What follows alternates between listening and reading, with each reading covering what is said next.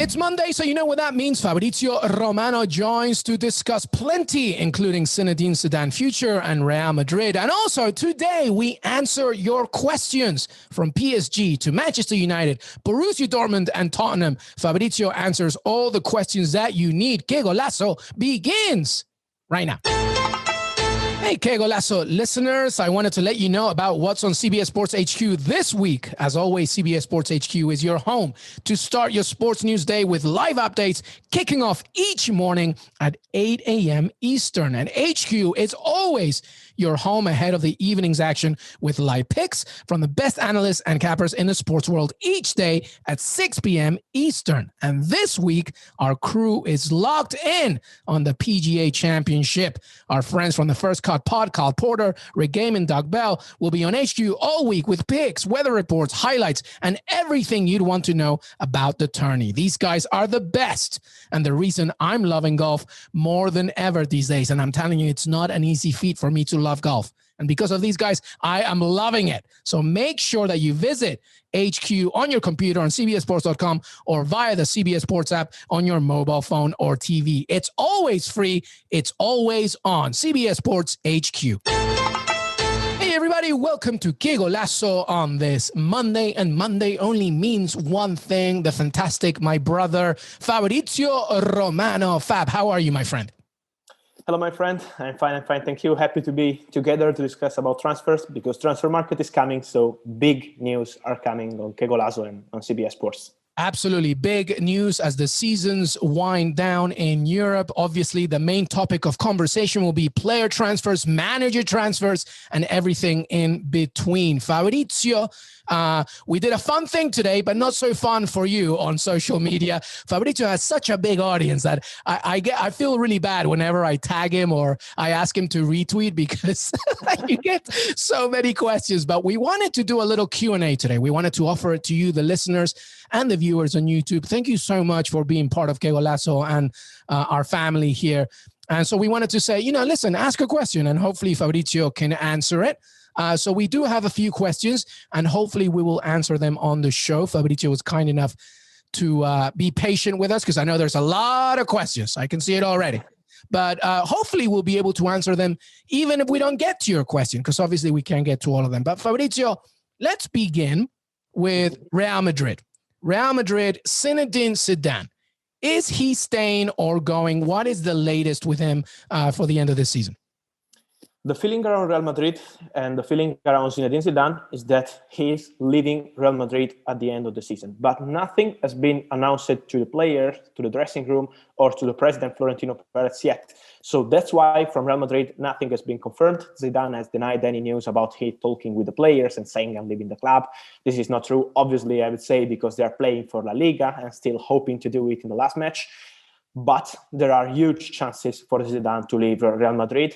Feeling around the manager, feeling around the club, everyone talking the same way with Real Madrid, planning to talk with other managers to prepare the new era without Zinedine Zidane. So the feeling is that he could really leave the club. But Florentino Perez is waiting for Zidane to announce after the next match in La Liga because Real Madrid always said, we are happy with Zidane. If he wants to stay, we continue with him. If he wants to go, we are ready to try with another manager. So that's the position from Real Madrid. If Zidane will confirm, as we expect, that he's leaving the club, they will be prepared with other managers. So I imagine because they're prepared, Fabrizio, there's a list, right? Raúl, right? The legend of Real Madrid who's managing Castilla. And who else is there that may be a possibility if Zinedine Zidane leaves? Raúl is in the list, absolutely yes. Obviously, legend of the club, as you said, managing Castilla, so he knows the club also as a manager, not just as a football legend since many years. But Real Madrid are considering also a different opportunity with more experience, like Massimiliano Allegri, former Juventus and AC Milan manager. We talked about him last week because we say that there was this possibility with Real Madrid, and we can confirm that they are talking directly with Allegri since March, because the president, Florentino Perez, has a good relationship with Allegri. He likes Allegri. 3 years ago, he was trying for Allegri as new manager for Real Madrid, but Allegri turned down the proposal because he wanted to stay at Juventus. He promised to Andrea Agnelli he was going to stay at Juventus for the next season. So that's why now Real Madrid are talking with Allegri. It could be a real opportunity. He's available now. He's not training since 2 years. So it's an opportunity also for Allegri to move to Real Madrid. He's just giving priority to Real Madrid because 2 Italian clubs called Allegri to be the next manager, but he said, my priority is Real Madrid. So he's waiting for Real Madrid. Let's see what happens in the next days, but I would say it's Allegri and Raul in the race to be the new manager if Zidane leaves. So everybody at this point really is just waiting for Zinedine Zidane. It depends on what Zidane wants to do. Yes, that's it. And let's see what Zidane will do also, because this is another point. If he will stop for one season or he wants a new opportunity. At the moment, he has no contact with other clubs. He always was dreaming of an opportunity with the French national team, but Didier Deschamps is doing an amazing work. So at the moment, obviously, they are focused with him in the Euros. Let's see what happens. But at the moment, as you say, the key is Zinedine Zidane. Yep, absolutely. Well, we promised that we would answer some questions for you, and we do have some questions. There's a lot, Fabrizio, a lot of chatter about Manchester United. Manchester United, obviously, looking ahead to a Europa League final. And take in mind, everybody, I think that has a lot to do with it. Obviously, they have Champions League for next season. Regardless of what's going on with the Glazer family and European Super League, things on the pitch seem okay. And, you know, Champions League was a major part, obviously Europa League final. But we have some questions on Manchester United, Fab. There's somebody here, Vishnu Vipin. Apologies if I said your last name wrong, but Vishnu, thank you so much for your tweet, your question. He had a list, Fabrizio. He didn't just want to ask one. He said, main center backs targeted by Man United, any striker targeted by Man United this window, and United interested in Declan Rice. Are they trying to sign Sancho before the Euro? So a lot there on Manchester United. I would love to be the director of football of Manchester United to answer all these questions. But what I can tell you is that, yes, first of all, they are looking for a centre-back. So 100% they are looking for a centre-back. Also, if they sign the new contract of Eric Bailly, they want to sign a new centre-back. We have a lot of rumors about Botman, about Romero of Atalanta. They consider them good players, but not first options. Let's see what happens with Varane, because at the moment he has no agreement with Real Madrid to extend the contract, and let's see if he will be on the market. Let's see what happens with Koundé, a player that Manchester United are pursuing. So many options in the list, but Manchester United will go for a centre-back. For the midfielders, he was mentioning Declan Rice, but in general, for the midfielders, Manchester United are waiting to understand the position of Paul Pogba regarding the contract, because if Pogba is leaving, obviously they are needing a new midfielder. If Van de Beek is leaving, he was not playing this season, so he wants to have more game time, and that's why there is this possibility. They are looking for a new midfielder. So let's see with these two players what happens, and then Manchester United will consider the opportunity of signing also a new midfielder. Talking about the striker, they are happy with Cavani. The center striker, they are happy with Cavani. So let's see if there will be some opportunity, but after signing the new contract of Cavani, they are not moving for something like 150 million euro striker in this financial situation.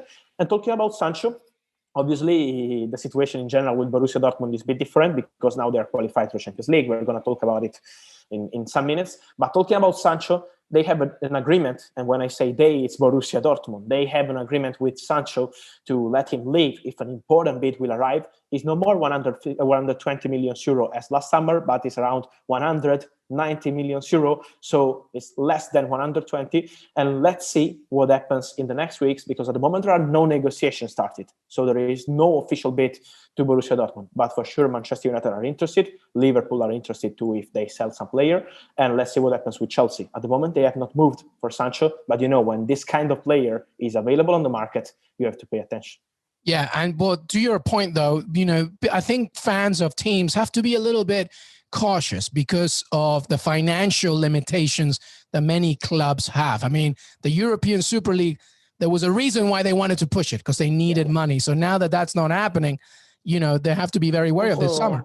Also, exactly what Jurgen Klopp said some days ago in his press conference, saying that he's hearing about Messi and Sancho and these kind of players, but he said it will be really complicated to do these big moves this summer. So if you want to sign this player, I would say that your plan has to be, I sign a top player like this ones, and some not so big players in other positions, because you can't go with 1, 2, 3, 4, or 5 top signings in the same window. It's really complicated with this financial situation. Yeah, no, absolutely right. All right, we got more questions here, Fab. Let's talk to our friend, Rodrigo Orbañanos. Thank you so much, Rodri, for the question. PSG's intentions on the market, and is Messi a possibility at all, Fabrizio? Until Messi signs a new contract with Barcelona, he's a possibility, yes, because for Manchester City, there is nothing. With Paris Saint-Germain, there is an old interest from Paris Saint-Germain, and I would say, obviously, we're talking about the best player in the world, so how not? But at the moment, there is nothing going on like advanced talks. Everyone is waiting in the Messi saga for what happens with Barcelona, because from Barcelona side, they are still confident to make Leo signing a new contract with Barca. They are talking with Agüero, his big friend. They are preparing a new project. They are considering also something new for the manager. Let's see what happens with Koeman. But if they change the manager, they want to consider also what happens with Leo Messi. So they are still confident with Messi contract. Let's see what happens in the next weeks. But if he doesn't sign the contract with Barcelona, Paris Saint-Germain is one of the possible destinations. But at the moment, I want to repeat, there are no advanced talks to sign Messi immediately, but it's more wait and see what happens with Barcelona. And from Paris Saint-Germain side, I expect also them to sign a new midfielder. They want also a new midfielder.